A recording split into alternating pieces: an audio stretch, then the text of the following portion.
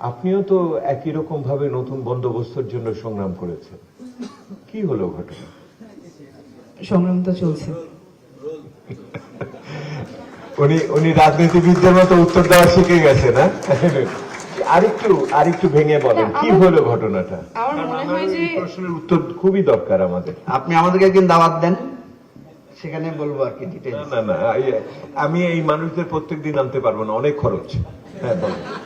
আচ্ছা, আমার মনে হয় যে প্রত্যাশাগুলো আমরা এতক্ষণ শুনেছি এবং আপনারাও সারা বাংলাদেশ ঘুরে যেটা দেখে এসেছেন, that is very real. People want change and people don't want to go back to the old ways of muscle and money politics. So whichever force will be able to embody that, people are looking for that, and that মানে অনেকগুলো সীমাবদ্ধতা অবশ্যই আছে বিদ্যমান ব্যবস্থায়, কিন্তু